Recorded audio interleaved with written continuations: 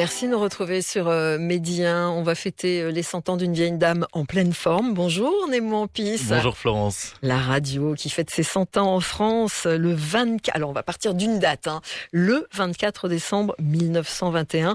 La première émission était donc diffusée depuis la Tour Eiffel. Alors au programme, bulletin météo évidemment, cours de la bourse, actualité ou musique. L'occasion pour le Conseil supérieur de l'audiovisuel, donc en France, d'organiser toute cette semaine ce qu'ils appellent la première édition de la fête de la radio et de revenir évidemment sur un beau siècle d'histoire. Et l'occasion pour nous de faire un grand bond dans le temps. Évidemment, on a fait nos recherches et on aurait aimé vous diffuser un extrait de cette première émission dont vous parliez et qui recevait entre autres Sacha Guitry comme invité.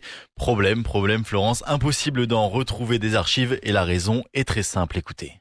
Quand les générations futures se pencheront sur les débuts de la radio française, ils seront étonnés du peu de documentation qu'elles trouveront, qui, la plupart du temps, se résume à quelques dates souvent fausses et aux souvenirs. Les archives de la radio d'État, c'est-à-dire Eiffel, Paris PTT, et de la plupart des 11 stations régionales ayant été détruites pendant l'occupation.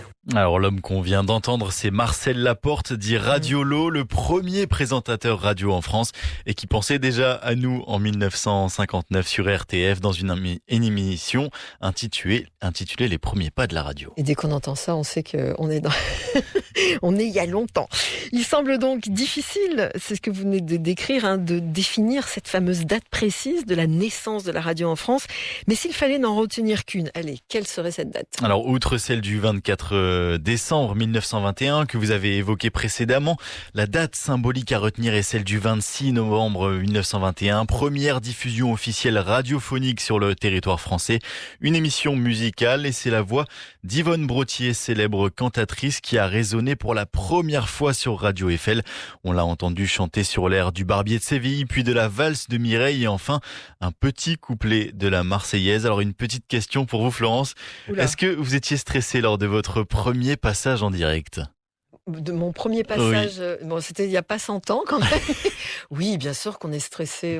C'est compliqué de parler devant un micro en se disant on ne sait pas ce qu'il y a derrière. Oui, on est stressé, bien sûr. Eh bien écoutez Yvonne, elle ne l'était pas vraiment. Je ne peux pas dire que j'avais le trac, parce que j'avais une telle émotion, cette émotion tuait mon trac. Je ne prenais part à l'expérience, j'étais dans le bain avec tous ces messieurs, n'est-ce pas ? J'avais peur que des parasites et de la Tour Eiffel. Et oui, puisque c'est de la Tour Eiffel qu'ont été diffusés les premiers passages radio en France. Et ces fameux passages radio qui ont d'ailleurs sauvé le monument. Oui, puisqu'elle aurait dû être démantelée au bout de 20 ans, mais c'est bel et bien la radio qui l'a sauvée. À l'époque, on a profité de sa hauteur, c'était la plus grande tour du monde.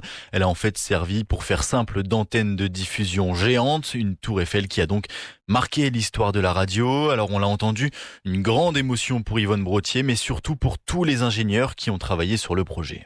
Oh, ça a été une chose inoubliable pour moi de voir l'émotion qui avait précédé d'ailleurs cette expérience.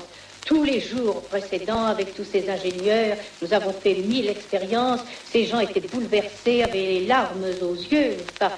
Et moi-même, je regrettais de n'y rien comprendre, car inutile de vous dire que j'étais là tout à fait en sourde et en aveugle. Voilà, Yvonne Brottier, et s'en suivront de très rapides évolutions avec les premiers journaux parlés, comme on disait à l'époque en 1923. La radio aura bien sûr une utilité militaire au cours des 2 conflits mondiaux notamment. Elle était déjà utilisée par l'armée lors de la Grande Guerre. Alors cette semaine, on fête les 100 ans de la radio en France. On fête également, Nemo, l'anniversaire de la libération de la bande FM. 40 bougies déjà, 1981. C'est sous François Mitterrand que le monopole d'État sur la télévision et la radio prend fin. Symbole de liberté d'expression et époque où les radios pirates des années 70 qui contournaient le système deviennent des radios libres. C'est l'âge d'or de la radio. Tout le monde écoute le poste, comme on l'appelle alors. Voilà 100 ans de radio dont on a héritier et qu'on tente de perpétrer au quotidien. Maintenant, on se donne rendez-vous dans 7 ans pour fêter les 100 ans de la radio au Maroc.